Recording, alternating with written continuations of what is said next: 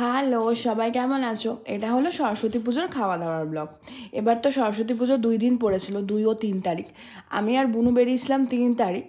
হ্যাঁ, বুনু আরেকদিনও বেরিয়েছিল, 2 তারিখও বেরিয়েছিল। ও ছোটো তো ও তো বেরোবে। একদিন বান্ধবীদের সাথে বেরিয়েছিল, আরেকদিন আমার সাথে বেরিয়েছিল। এরপর ঘুরে টুরে আমরা রেস্টুরেন্টে আসি। রেস্টুরেন্টটা মালদার মধ্যেই।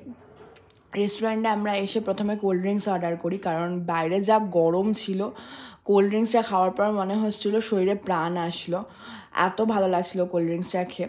তো যাই হোক, তারপর খাবার অর্ডার করে আমি কিছু ফটো তুলি। তো এরপর এখানে কোল্ড ড্রিঙ্কসটা দিয়ে আসার পর তারপরে স্টার্টারটাও চলে এসেছিলো। হ্যাঁ, আমরা স্টার্টারে অর্ডার করেছিলাম হচ্ছে চিকেন ললিপপ, আর মেন কোর্সে অর্ডার করেছিলাম garlic naan and butter chicken. সব কটা খাবারই ভালো ছিল, কিন্তু সকাল থেকে আমরা না খাওয়ার ফলে আর ওরকমভাবে কোল্ড ড্রিঙ্কস খেয়ে নেওয়ার ফলে আমরা সেরকমভাবে কিচ্ছু খেতে পারিনি।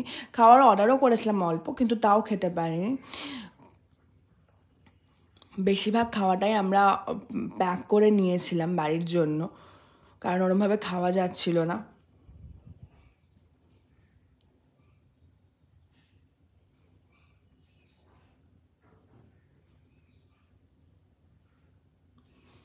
হ্যাঁ, আমাদের বাড়িতে সকালে পুজো হয়েছিল।